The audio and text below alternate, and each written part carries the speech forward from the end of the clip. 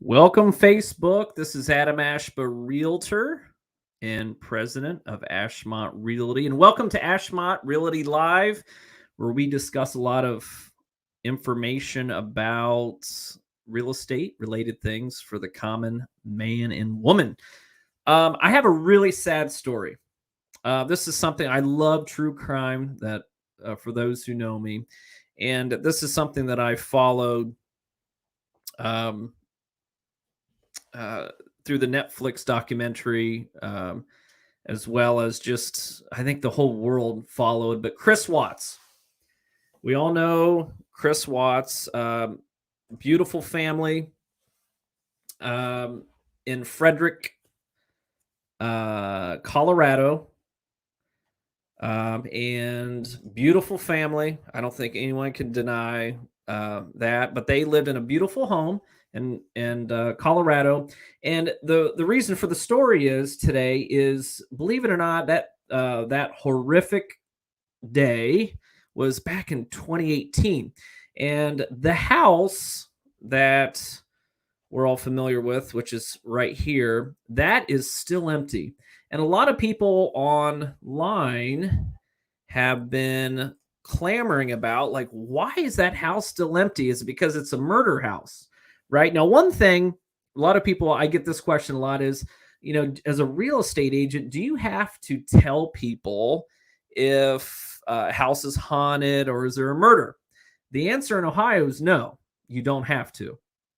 But the real reason why that this house is not sold yet is because it's not because there's a murder in that house, sadly. That probably doesn't help, obviously, but it's the fact that the house is in foreclosure, and the Chris Watts, his wife, parents, was awarded a $6 million judgment lien on the house. So let's go ahead back to that story. So here we go. So Shanann Watts' parents won a $6 million lawsuit against, that's her parents. I think that's her stepfather there. But they won a $6 million lawsuit, and they put a $6 million lien on the home. There was also a $600,000 civil lawsuit that was against Chris. And the problem is, this house went up in foreclosure about a year ago, and no one bought it. And again, a lot of people speculated it was because of the murder house, and a lot of the other houses in that neighborhood are being hit with value because of the stigma behind it. But the house did not get any adequate bids. It was pulled out of foreclosure. But now, with this new settlement that has arose from the parents of Shanann Watts, that they might not, this house might sit in limbo for a long period of time. Because currently, to sell a home that has a lien on a home is, all the liens have to be satisfied. So if in most liens that we're used to are liens that are placed on by a bank, but in this case, this house is valued per realtor.com a little over $600,000, and but they only owe, when they purchase it, for a little over $4. So there's equity there, right? So you could sell this home and have a couple $100,000 in equity, and get this house sold. But the main reason is, with that $6 million lawsuit and lien judgment against that house, that throws a whole nother wrench into it, which they're going to have to fight that out in court. So if anyone wants to buy this house at this point in time, that they're going to have to satisfy the first bank's mortgage, which is around $400 and change on a $600,000 house, which is fine. That's pretty good, actually.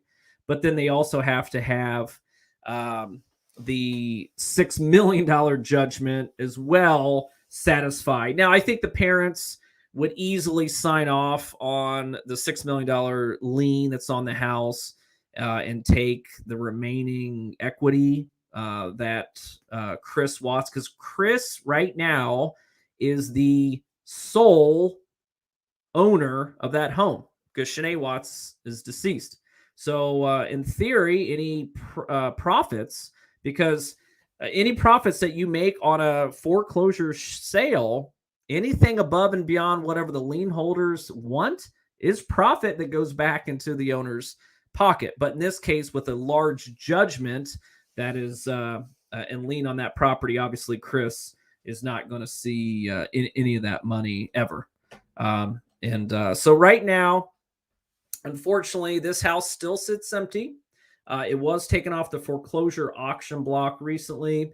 And so I thought this was a really good story. It's a very, very sad story, obviously, of why this house is still sitting up empty. Because I could promise you, I think any of the neighbors would want someone to move in that home and you know, and bury the past of that house. So, well, thanks for watching this episode of the Chris Watts house and why is it still empty.